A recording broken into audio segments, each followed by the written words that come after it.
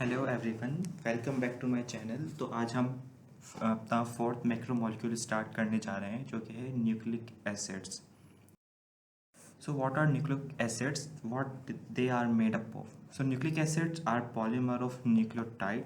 ठीक है, जैसे कि हमने प्रोटीन देखा है वो अमाइनो एसिड्स के पॉलीमर हैं, जबकि लिपिड्स हैं वो ग्लिसरॉल और फैटी एसिड्स के पॉलीमर्स हैं, और जो पॉलीसेक्राइड्स होते हैं वो मोनोसेक्राइड्स के पॉलीमर्स हैं। तो इसी तरह से जो न्यूक्लिक एसिड्स हैं वो हमारे पास पॉलीमर्स है न्यूक्लियोटाइड के। इन्हें फर्स्ट आइसोलेट किया गया था स्विस फिजिशियन है जिसका नाम फ्राइड्रिक मिस्चर है। कहाँ से लिया गया था? ये बस सेल के न्यूक्लियस से, तो इसी वजह से इसका नाम न्यूक्लिन रख दिया गया। लेकिन बाद में हमें पता चला कि न्यूक्लिन की एसिडिक प्रॉपर्टीज़ हैं, तो इसे फिर न्यूक्लिक एसिड का नाम दे दिया गया। न्यूक्लिक एसिड सारे लिविंग थिंग्स के सेल में पाए जाते हैं, फ्रॉम वायरसेस टू मैन। दो काइंड्स के न्यूक्लिक एसिड्स होते हैं जिन्हें हम पॉलीन्यूक्लियोटाइड भी कहते हैं, DNA and RNA. DNA deoxyribonucleic acid and RNA ribonucleic acids. अब हम देखते हैं कि न्यूक्लियोटाइड बना किस चीज़ से होगा, इसकी कॉम्पोजिशन देखेंगे, क्योंकि न्यूक्लियोटाइड ही मिलकर क्या बना रहे हैं, न्यूक्लिक एसिड्स बना रहे हैं। अब बेसिकली जो न्यूक्लियोटाइड है वो 3 कंपोनेंट्स का बना हुआ होता है। एक क्या होता है, इसमें पेंटोज शुगर होती है जो कि राइबोज होती है। अब डीऑक्सीराइबोज होती है डीएनए में, और राइबोज शुगर होती है आरएनए में। वो हम आगे देखते हैं कि इसकी डिफरेंस क्या है। ठीक है, अब जो पेंटोज शुगर है उसमें 5 कार्बन्स होंगे, हाइड्रोजन 10 होंगे और ऑक्सीजन 5 होगा। तो नंबर 1 कार्बन से इसके एक अटैच होता है नाइट्रोजिनस बेस, जो यहाँ पर अटैच है नंबर 1 कार्बन से, और 1 2 3 4 5, और जो 5th नंबर का जो कार्बन होता है उससे एक फॉस्फेट ग्रुप अटैच होता है। तो ये पूरा एक न्यूक्लियोटाइड बन जाता है जिसके 3 कंपोनेंट है, एक पेंटोज शुगर, नाइट्रोजिनस बेस जो कि फर्स्ट कार्बन से अटैच है, और एक 5th कार्बन से अटैच होता है फॉस्फेट ग्रुप। अगर फॉस्फेट ग्रुप को हम हटा दें तो अगर खाली पेंटोज शुगर और नाइट्रोजिनस बेस अटैच हो तो उसे हम न्यूक्लियोसाइड कहते हैं। Pentose sugar plus nitrogenous base is equal to nucleoside. ठीक है, अगर उसमें हम फॉस्फेट अटैच कर देंगे तो वो न्यूक्लियोटाइड बन जाएगा। अब हम देखते हैं कि डीऑक्सीराइबोज शुगर क्यों कहा जा रहा है डीएनए में, कि जो उसके जो सेकंड कार्बन पर खाली हाइड्रोजन लगा हुआ होता है, जबकि जो राइबोज है उसके हाइड्रोक्सिल ग्रुप मतलब ऑक्सीजन और हाइड्रोजन दोनों होते हैं। अब राइबोज का अगर हम फॉर्मूला देखें तो क्या होता है, C5H10 एंड O5, जबकि जो डीऑक्सीराइबोज में C5H10O4 होगा। तो ये डिफरेंस है जो कि आपको याद रखना है। डीऑक्सीराइबोज मतलब एक ऑक्सीजन यहाँ पर कम है राइबोज में, जबकि राइबोज जिसमें ऑक्सीजन 5 ही हैं, ठीक है, और हाइड्रोजन 10 होगी और कार्बन भी 5 होंगे, फॉस्फेट ग्रुप होगा सबके अंदर। ठीक है, लेकिन जो नाइट्रोजनस बेसिस होती हैं उनके जो टोटल नंबर है 5 हैं। तो इसी वजह से जो न्यूक्लियोटाइड्स हैं वो भी फिर 5 तरह के होते हैं on the difference of nitrogenous basis. ठीक है, अब एक होती हैं प्यूरिन्स बेसिस जो कि डबल रिंग स्ट्रक्चर होते हैं, जिनमें एडेनिन आ जाता है और गुआनिन आ जाता है। ये 2 हैं जो कि प्यूरिन्स में आ जाती हैं, डबल रिंग स्ट्रक्चर होते हैं ये। और बाकी 3 हैं साइटोसिन, यूरेसिल एंड थाइमिन, ये पायरिमिडीन में आ जाते हैं और ये सिंगल रिंग स्ट्रक्चर हैं। ठीक, अब एक बात हमें ये देखते हैं कि जो एडेनिन, गुआनिन और जो साइटोसिन है ये डीएनए और आरएनए में तीनों के तीनों ये कॉमन है, मतलब डीएनए में पाए जाते हैं और आरएनए में पाए जाते हैं। लेकिन जो थाइमीन है वो सिर्फ और सिर्फ डीएनए में होता है, और यूरेसिल सिर्फ और सिर्फ आरएनए में होता है। ये बात हमें याद रखनी है। मतलब डीएनए में 4 टाइप की न्यूक्लियोटाइड होगी, जिसमें एडेनिन भी होगी, गुआनिन भी होगी एज नाइट्रोजिनस बेस, साइटोसिन भी होगी और थाइमीन भी होगी। इसी तरह से आरएनए में एडेनिन, गुआनिन, साइटोसिन भी होंगे नाइट्रोजिनस बेस के तौर पर, और यूरेसिल भी होगा as nitrogenous bases. Thymine RNA में नहीं होगा और यूरेसिल डीएनए में नहीं होगा। ठीक है, क्लियर है। इसके अलावा कह रहे हैं कि डीएनए, आरएनए 4 टाइप के न्यूक्लियोटाइड्स के बने हुए होते हैं जो कि वेरिएबल होते हैं on the basis of nitrogenous basis. 2 groups हैं, प्यूरिन आ जाता है, एडेनिन, गुआनिन, पायरिमिडीन आ जाता है, साइटोसिन, थाइमिन, यूरेसिल। ठीक है, अब तो ये 3 जो कि हैं एडेनिन, गुआनिन और साइटोसिन, ये कॉमन होते हैं डीएनए और आरएनए में दोनों में, जबकि थाइमिन सिर्फ डीएनए में और यूरेसिल सिर्फ आरएनए में प्रेजेंट है, जैसा कि हम पीछे देख चुके हैं। इसके बाद आता है मोनोन्यूक्लियोटाइड। अब जो न्यूक्लियोटाइड न्यूक्लिक एसिड्स में पॉलीन्यूक्लियोटाइड्स के तौर पर होते हैं, लेकिन एक सिंगल न्यूक्लियोटाइड है वो भी एक इंडिपेंडेंटली वर्क कर सकता है, जिसकी एग्जांपल है एटीपी, जिसे हम सब जानते हैं एनर्जी करेंसी है हमारे सेल की। ठीक है, अब जैसे कि एडेनिन जो कि हमारे पास नाइट्रोजनस बेस है, जब ये फर्स्ट कार्बन से अटैच होकर राइबोज शुगर के तो ये न्यूक्लियोसाइड बन रहे हैं, ठीक है, जैसे कि हम पीछे देख चुके हैं, तो इसे हम एडिनोसिन कहेंगे, ठीक है। अब इससे फॉस्फेट ग्रुप अगर अटैच हो गया तो ये एडिनोसिन मोनोफॉस्फेट हो गया, लेकिन अगर 2 फॉस्फेट अटैच है तो ये डाइफॉस्फेट, और अगर 3 अटैच है तो ये एडिनोसिन ट्राइफॉस्फेट बन गया है। ये मोनोन्यूक्लियोटाइड ही, लेकिन जो फॉस्फेट ग्रुप है वो एडिशनली इसमें ऐड हो रहे हैं। अब एटीपी हमने देखा कि एनर्जी करेंसी हमारे सेल की, ये एनर्जी स्टोर करते हैं, कैरी करते हैं और फिर एनर्जी प्रोवाइड कर देते हैं whenever we need energy. तो एनर्जी हमें किस लिए चाहिए होती है? काफ़ी रिएक्शंस है हमारी बॉडी में, जैसे synthesis of lipids, proteins, carbohydrates, active transport. अब ड्यूरिंग कन्वर्जन, अब क्या है कि एनर्जी रिलीज कैसे करता है कि एटीपी एडीपी के अंदर कन्वर्ट हो जाता है, एक ब्रेक हो रहा है बॉन्ड, ठीक है, मतलब एक फॉस्फेट रिलीज हो रहा है और उससे हमारी एनर्जी मिलती है हमें 7.3 किलो कैलोरीज पर मोल, मतलब एक एटीपी के टूटने से 7.3 किलो कैलोरीज, और अगर हम उसे जॉउल में कन्वर्ट कर दें तो 31.81 वैल्यू मिल जाएगी हमें। यह आपको लाजमी याद रखना है, काफ़ी पूछा जाता है कि एटीपी जब एडीपी में कन्वर्ट होता है तो कितनी एनर्जी रिलीज होती है, ठीक है।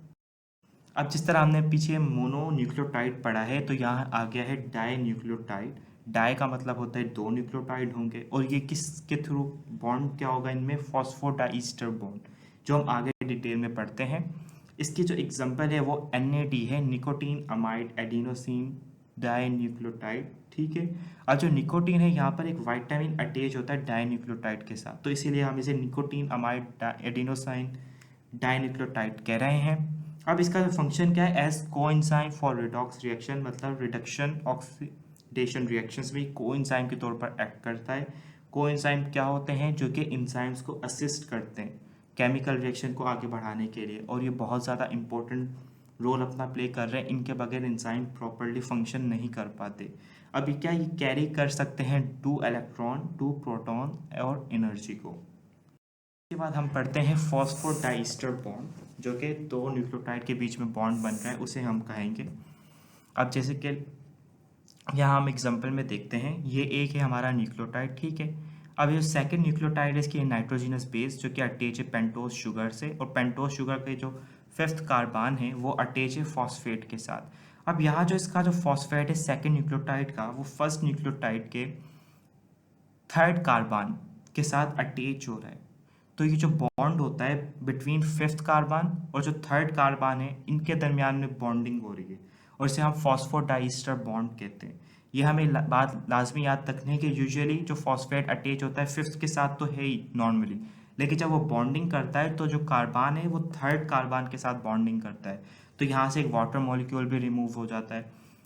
तब बॉन्ड बिटवीन 2 न्यूक्लियोटाइड, बैकबोन है न्यूक्लिक एसिड स्ट्रैंड्स की, जबकि ये रिजल्ट ऑफ कंडेंसेशन की वजह से ये बॉन्ड बन रहा है, ठीक है। अब जो 5 कार्बन पे जो फॉस्फेट ग्रुप लगा हुआ होता है वो हाइड्रोक्सिल ग्रुप 3rd कार्बन पे लगा हुआ होता है, उसके साथ रिएक्ट करता है और एक वाटर मॉलिक्यूल रिलीज हो जाता है। इस तरह से हमारा एक फॉस्फोडाइस्टर बॉन्ड बन गया है। इसी तरह से फिर हमारे सारे फॉस्फोडाइस्टर बॉन्ड बनते जाते हैं और पॉली न्यूक्लिक एसिड्स बन जाते हैं, लाइक DNA एंड RNA। अब पॉलीन्यूक्लियोटाइड्स पर आते हैं, जिसमें लार्ज नंबर ऑफ न्यूक्लियोटाइड एक दूसरे से ज्वाइन करते हैं फॉस्फोडाइस्टर बॉन्ड के जरिए, और उससे पॉलीन्यूक्लियोटाइड बन जाएंगे। अब इसके एग्जांपल में DNA है और RNA है। अब हम स्ट्रक्चर चेक करते हैं। अब DNA का स्ट्रक्चर 2 साइंटिस्ट ने दिया था, जिसे हम वाटसन और क्रुक इस मॉडल भी कहते हैं, ठीक है। उन्होंने कहा कि जो DNA एक तो 2 स्ट्रैंड्स होते हैं, जैसे ये स्ट्रैंड है, ठीक है, ये पूरा DNA स्ट्रैंड है, और एक ये दूसरा DNA स्ट्रैंड है, ठीक है। अब उन्होंने कहा कि वो डबल हेलिकल स्ट्रक्चर होता है, जिस तरह से ये हेलिकल इनका स्ट्रक्चर है, ठीक है। अब उन्होंने कहा कि जो एक स्ट्रैंड की बात की जाए तो उसका जो बीच जो कि उसके जो बैकबोन है ना, वो कौन बना रहा है? Phosphate plus sugar. Phosphate plus sugar क्या स्ट्रैंड बना रहा है? देखिए इधर सारे न्यूक्लियोटाइड आपस में अटैच है इस वाले स्ट्रैंड के, और जबकि इस वाले स्ट्रैंड के भी न्यूक्लियोटाइड आपस में अटैच है। कैसे अटैच हो रहे हैं कि जो 5 पे कार्बन लगा हुआ है, जो ऊपर वाला है उसके 3 के कार्बन के साथ अटैच हो रहा है, तो इस तरह से पूरा एक स्ट्रैंड बन गया। अब जबकि जो बीच में अगर देखा जाए तो यहाँ पे नाइट्रोजीनस बेसिस की बॉन्डिंग हो रही है। लेट सपोज कि अब ये वाला स्ट्रैंड है तो इस पर थाइमीन लगा हुआ है नाइट्रोजीनस बेस, जबकि जो अपोजिट स्ट्रैंड है वहाँ पे एडेनिन लगा हुआ है और इनके दरमियान में हाइड्रोजन बॉन्डिंग हो रही है जिससे ये आपस में कनेक्टेड हैं, ठीक है। और यहाँ पे अगर हाइड्रोजन बॉन्डिंग देखें तो 2 हाइड्रोजन बॉन्ड बन रहे हैं। तो इसी तरह से हमेशा याद रखना है कि एडेनिन हमेशा थाइमीन के साथ ही बॉन्डिंग करेगा और वो बॉन्ड क्या होगा, डबल बॉन्ड होगा। इसी तरह से अगर हम सेकंड वाले पर देखें तो गुआनिन है, G फॉर गुआनिन, और वो साइटोसिन के साथ बॉन्डिंग कर रहा है और यहाँ पर कितने हाइड्रोजन बॉन्ड हैं, 1 2 3। तो गुआनिन और जो साइटोसिन है इनके दरमियान में 3 हाइड्रोजन बॉन्ड्स बनते हैं। इसे आप ऐसे याद रखते हैं, ग्रुप चैट के नाम से याद कर ले। और ग्रुप चैट कब बनता है, जब उसमें 3 लोग एंटर हो जाते हैं, ठीक है। तो इस तरह से आप इसे याद कर सकते हैं। यहाँ भी साइटोसिन और गुआनिन के दरमियान में हो रहा है और 3 हाइड्रोजन बॉन्ड्स बन रहे हैं और यहाँ भी एडेनिन और थाइमीन के दरमियान में बॉन्डिंग हो रही है और 2 हाइड्रोजन बॉन्ड यहाँ पर बन रहे हैं। और उसने एक और भी बात हमें बताई कि जो ये स्ट्रैंड है, एक स्ट्रैंड स्टार्ट होगा, मतलब 5 एंड से स्टार्ट हो रहा है और 3 एंड पे ख़त्म हो रहा है, ठीक है। मतलब ये डाउनवर्ड बनता जा रहा है कि एक ये था न्यूक्लियोटाइड, उससे नीचे ये दूसरा अटैच हो गया और ये तीसरा अटैच हो गया, ठीक है। और जबकि उसने कहा कि जो अपोजिट स्ट्रैंड है वो नीचे से ऊपर स्टार्ट होगा, मतलब अपवर्ड स्टार्ट होगा। नीचे 5 एंड लगा हुआ है, ठीक है। यहाँ से ये अटैच होता जा रहा है 3 कार्बन पर, यहाँ वापस एक 3 कार्बन पर, यहाँ वहाँ वापस से 3 कार्बन और यहाँ भी 3 कार्बन देखें रखा हुआ है। तो यहाँ पर आके एक और न्यूक्लियोटाइड अटैच होगा, जबकि यहाँ पे भी, यहाँ पे आके एक और न्यूक्लियोटाइड अटैच होगा। इस तरह से ये बढ़ते चला जाएगा। अब इस पे डीएनए का अगर स्ट्रक्चर देखें तो इसमें explain by James Watson and Crick, ठीक है, जिसे हम वाटसन एंड क्रिक मॉडल कहते हैं, कि उन्होंने बताया कि डीएनए एक डबल हेलिकल स्ट्रक्चर है और हर हेलिक्स बना हुआ है 4 टाइप के न्यूक्लियोटाइड। डीएनए में होते ही 4 हैं, जबकि यूरेसिल आरएनए में होता है। Both helix are complementary to each other, मतलब दोनों कॉम्प्लीमेंट करते हैं कि एडेनिन है तो उसके सामने हमेशा थाइमीन ही होगा और उनके दरमियान में डबल बॉन्डिंग होगी। इसी तरह अगर साइटोसिन है तो वो गुआनिन के साथ कॉम्प्लीमेंट करेगा, ट्रिपल बॉन्ड बन जाएंगे, जिसे हम ग्रुप चैट के नाम से याद कर सकते हैं, ठीक है। यह हमें लाजमी याद रखना है कि एडेनिन थाइमीन के साथ और गुआनिन साइटोसिन के साथ होता है। Each helix is made up of 2 parts. एक अपराइट पार्ट होता है, इसे हम बैकबोन भी कहते हैं, जिसमें शुगर और फॉस्फेट होती है, और जबकि रिंग के अंदर नाइट्रोजिनस बेसिस होते हैं। और both helix are held together by hydrogen bonding और both helix are opposite in direction. First chain run कर रही है 5 to 3 एंड की तरफ, जैसे हमने देखा है डाउनवर्ड डायरेक्शन में, और जो दूसरी चेन है वो 3 to 5 एंड की तरफ रन कर रही है अपवर्ड डायरेक्शन में, ठीक है। अब distance between 2 helix remain same from one end to another which is 20 angstrom, ठीक है। ये एक यूनिट है, आप इसे याद कर लें कि 20 मतलब जो 2 स्ट्रैंड्स होते हैं उनके बीच में जो डिस्टेंस है वो 20 एंगस्ट्रॉम का होता है। और जब जहाँ पे ये अभी हमने पीछे देख कर आए कि ये हेलिकल स्ट्रक्चर, तो जब तक एक ये पूरा ये टर्न ले रहे होते हैं तो इसमें 10 पेयर्स नाइट्रोजनस पेयर्स की बॉन्डिंग हो चुकी होती है। मतलब इतना वो डिस्टेंस होता है एक टर्न में कि 10 पेयर्स आपस में कनेक्टेड होते हैं थ्रू हाइड्रोजन बॉन्डिंग। ये हमें याद रखना है, बीसीक्यू पॉइंट है, ठीक है। हम डिस्टेंस याद रख सकते हैं। जीन, अब क्या है, डीएनए एक हेरिडिटरी मटेरियल है। ये जेनेटिक मटेरियल पेरेंट से ऑफस्प्रिंग में ट्रांसफर करता रहता है in the form of genes. अब जीन्स एक पार्ट होता है डीएनए में जिसके पास इंफॉर्मेशन होती है for the synthesis of protein, जिससे प्रोटीन की सिंथेसिस की इंफॉर्मेशन हमें मिलती है।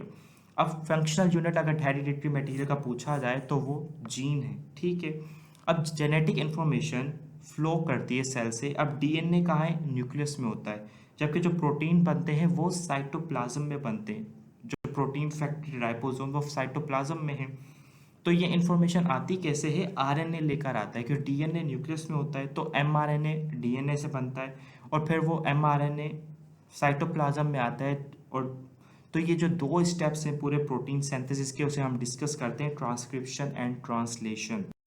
अब जो ट्रांसक्रिप्शन स्टेप है इसमें क्या होता है कि जो जीन होता है, मतलब जीन किसका पार्ट है, डीएनए का।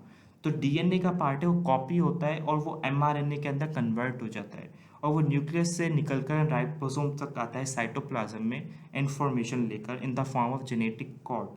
फिर इसके बाद वहाँ पर उसकी ट्रांसलेशन हो जाती है। फर्स्ट स्टेप क्या है, ट्रांसक्रिप्ट बन गया है, डीएनए से एमआरएनए बन गया है और वो एमआरएनए कहाँ आ रहा है, राइबोसोम्स तक आ रहा है न्यूक्लियस से साइटोप्लाज्म में। फिर ट्रांसलेशन होती है, वहाँ पर एमआरएनए अटैच हो जाता है राइबोसोम से ठीक है।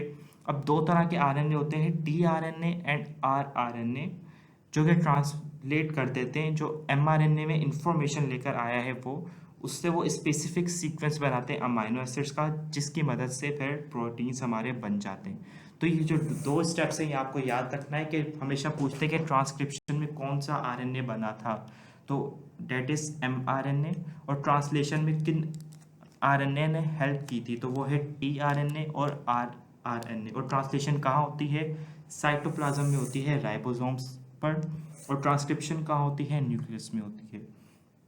तो आज का हमारा लेक्चर यहाँ ख़त्म होता है और नेक्स्ट लेक्चर में हम आरएनए और कंजुगेटेड मॉलिक्यूल्स है उसे डिस्कस करेंगे।